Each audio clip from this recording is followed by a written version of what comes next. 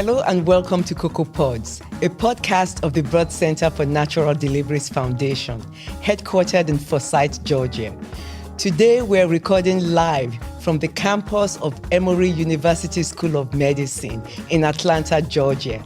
And we are so fortunate to have with us today Dr. Nanette Wenger, Professor of Medicine, Division of Cardiology at the Emory University School of Medicine in Atlanta. Thank you so much, Dr. Wenger, for coming to our podcast today.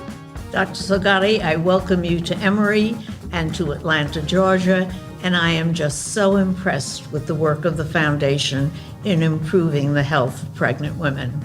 Thank you. On the Cocoa Pods podcast, we talk about all the issues addressing healthcare issues in women with respect to maternal mortality, that is, women dying from pregnancy-related complications, and severe maternal morbidity, that is, women becoming very sick around pregnancy. And we talk about these issues especially as it relates to minority women. It is our hope that talking about these issues bring continued awareness and lead to steps of alleviation of the problem. Again, the Cocoa Pods podcast is available on all major platforms and is currently being aired on Apple Podcast, Google Podcast, Stitcher, TuneIn, Amazon Music, and Spotify. Dr. Wenger, as a leader in the cardiology field, you have authored and co-authored more than 1,700 scientific and review articles and book chapters. Over the course of your career, you became one of the first doctors to focus on heart disease in women, since this disease was initially thought to primarily affect men. In talking about heart disease, we must talk about hypertension, a condition of high blood pressure that affects about 108 million Americans. That is just less than 50% of the US population. And only about 1 in 4 adults with hypertension have their condition under control. Dr. Wenger, how do we define and describe hypertension?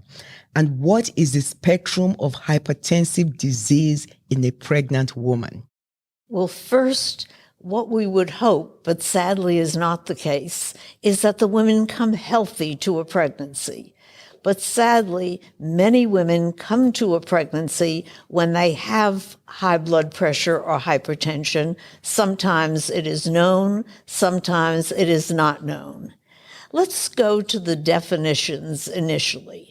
If the woman comes to a pregnancy with a blood pressure greater than 140 over 90 millimeters of mercury, that is chronic hypertension that existed prior to the pregnancy. And we hope that the appropriate dietary and lifestyle and therapeutic measures have been instituted. But what we will also see is that during a pregnancy, a woman may de novo develop hypertension or high blood pressure. And the high blood pressure of pregnancy is defined as a blood pressure greater than 140 over 90 millimeters of mercury that develops after the 20th week of pregnancy. Now, it may just persist as hypertension of pregnancy, but sadly, it may progress to something much more severe, and that is the topic of our conversation today. That is preeclampsia. And preeclampsia, which is a complication of either baseline hypertension or hypertension of pregnancy or both, is hypertension with proteinuria. That means a urine specimen shows some protein, or if that is not the case, there can be major other complications, such as liver injury, such as kidney injury, such as pulmonary edema, such as abnormalities of blood coagulation, and major visual and cognitive abnormalities. These are very serious pregnancy complications and have very adverse outcomes, both for the mother and for the baby. Wow. In 1993, you co-wrote a landmark review article that demonstrated that cardiovascular disease does similarly affect women, since at that time women were more likely than men to die from the disease. You also helped write the 2007 guidelines for preventing cardiovascular disease in women. Now, as you mentioned preeclampsia, which is one of the major cardiovascular diseases of pregnancy, what puts a woman at risk for preeclampsia? And what can she do to prevent preeclampsia, if anything? Well, this is really a very important issue, and I think we've made progress. Certainly, the woman who is at risk of pregnancy, actually a pregnancy complication of preeclampsia occurs more often with a first pregnancy, so that the obstetrician gynecologist seeing the woman with an initial pregnancy will say, first of all, what is her cardiovascular health? Does she have cardiovascular risk factors? Is she a smoker? Is she obese? Does she have diabetes? Does she have high blood pressure? Does she have high cholesterol? Does she have a sedentary lifestyle? All of those cardiac risk factors put a woman at greater risk for having preeclampsia. The sad feature is that African American women are far more prone to preeclampsia than are their Caucasian sisters. And if there is a family history of preeclampsia, that's of concern as well. So what the woman can do to avert this is to come to a pregnancy healthy. And we will talk later on about healthy lifestyle and how important it is in terms of the pregnancy, in terms of the pregnancy outcomes, and in terms of the health of the baby. Dr. Wenger, thank you so much for that response. Can we quantify the risk of preeclampsia conferred by various individual clinical risk factors to hopefully help the woman's doctor to better help the pregnant woman? It really is not just an individual risk factor. Often it is a combination. And the United States Preventive Services Task Force has tasked the obstetrician gynecologist with measuring blood pressure at every pregnancy visit, just to see if the woman is at risk. So it's certainly that at every pregnancy visit, the blood pressure should be measured, and measures taken, lifestyle measures, to see if the blood pressure can be controlled. And if the woman is at risk for preeclampsia, if she has the risk factors for preeclampsia that we've listed, all of the cardiovascular risk factors, the family history, if she's had preeclampsia with a prior pregnancy, then this is very new. Low-dose aspirin during the second and third trimesters of pregnancy has been very, very effective in preventing preeclampsia. But what every woman must know is how important these pregnancy visits are, both for her health and for the health of her baby. Wow. So you talked about low-dose aspirin, that is baby aspirin. That's correct. Prescribed by their OBGYN That's or correct. maternal fetal medicine specialist. Thank you.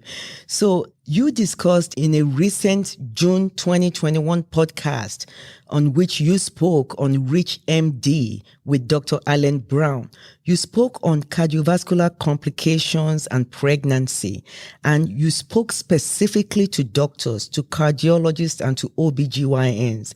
What is the new role that an OBGYN doctor should be playing in evaluating a woman with heart disease? Well, again, we are always so excited that the OBGYN physicians are in the preventive mode.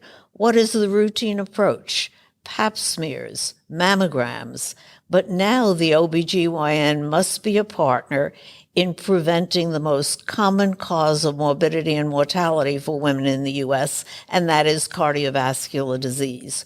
So that certainly cardiovascular risk factor screening and education, as we will talk about healthy lifestyle, is a very important feature.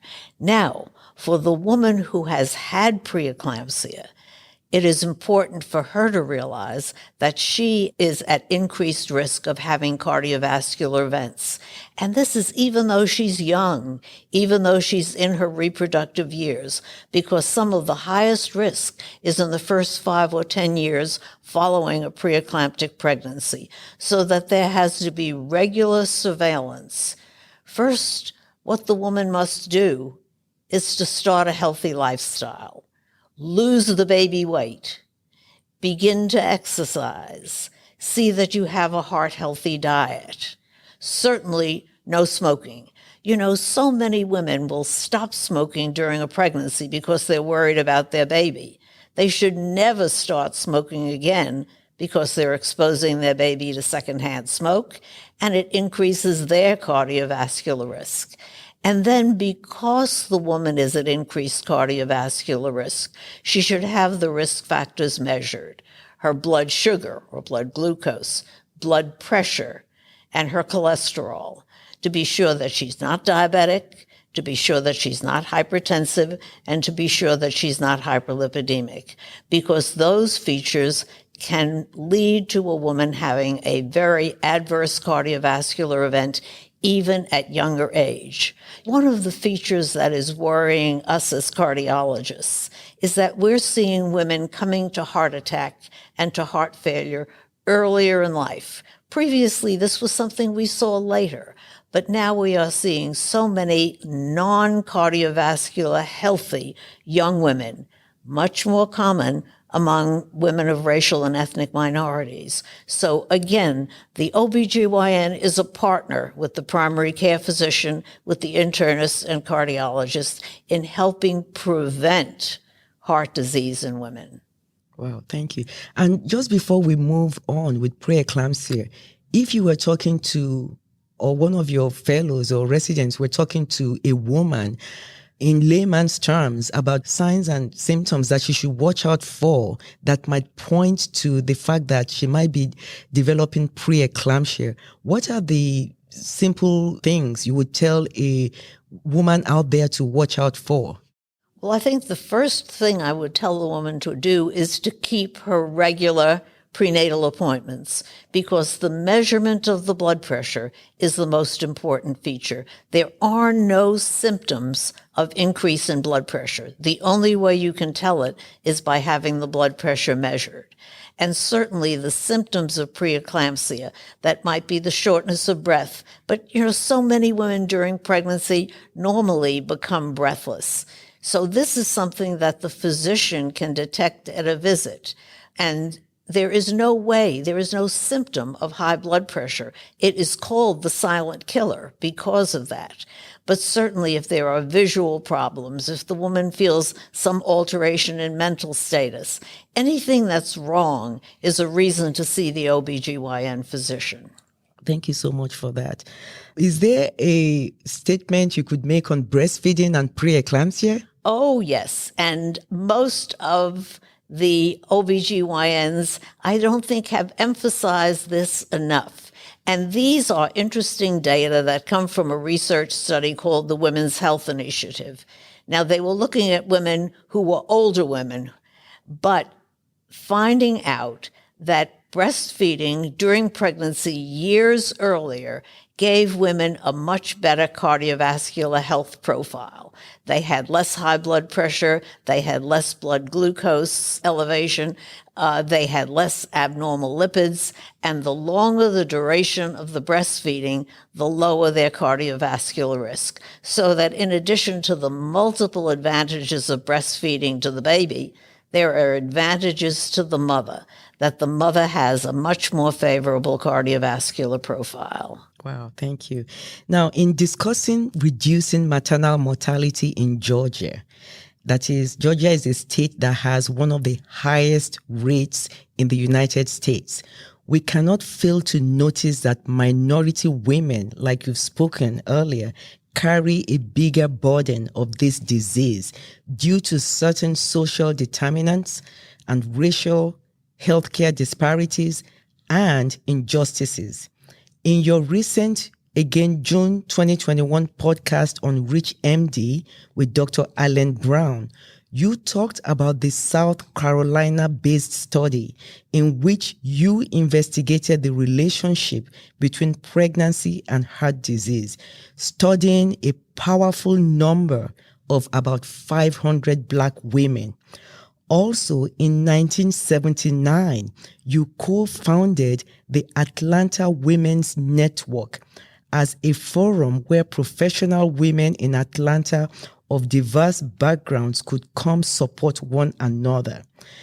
Also, it is projected that in this nation, there will be about a 55,000 shortage, 55,000 less Black doctors in medicine as there are today to provide race-congruent and culturally competent care to Black women. So, what are some of the things that we can do to address all these problems, the social determinants, the racial healthcare disparities, the injustices? What are some of the things that we can do to help some of these problems?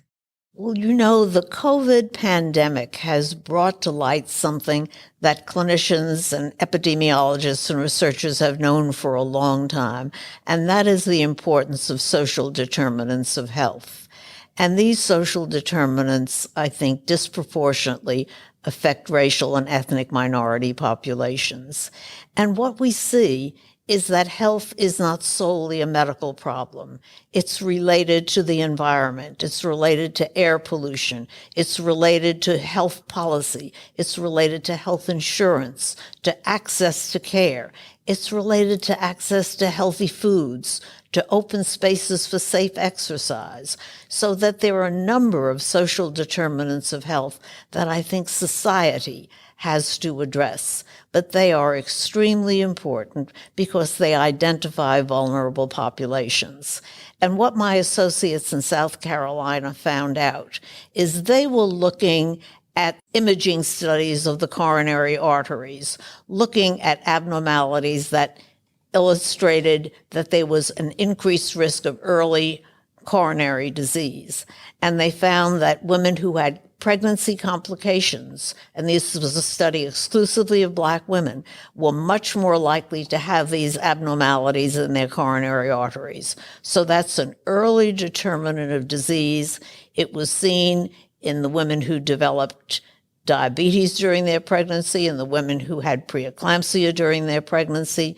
So this was documentation that these conditions that disappeared at the end of the pregnancy had long-term permanent consequences on the arterial health of the women. Now let's talk back again about the care of patients and the representation of physicians in the community. Unquestionably, there is a shortage of African American physicians in all specialties, both men physicians and women physicians. And it's a pipeline problem. What we have to see is that minority men and women are exposed to medicine as a profession early on in their career, not even impossible to do it as early as grade school, to realize that science is a fascinating area. And during secondary school and certainly during college, to encourage racial and ethnic minority men and women to go into the healthcare professions. But again, given the fact that the majority of physicians are non-minority physicians today, what we all must learn is cultural competency. And we must learn the cultural values of the patients that we see. And we must learn communication skills so that particularly when I see a patient in my clinic visit, often what I will ask, and this is what we now term patient-centered care, is I ask the patient, what do you expect to happen as a result of this clinic visit? Do you have particular concerns? What do you want me to address? And often the patient will have specific concerns, but then I will say the things that I want to address based on the health status of the patient. And for the OBGYN who sees a woman who has elevation of glucose, of blood pressure, etc., that is the time to say, this is what we must do for lifestyle benefits, possibly even medications, because staying healthy during a pregnancy is critical for the woman's subsequent cardiovascular health and for the health of her baby.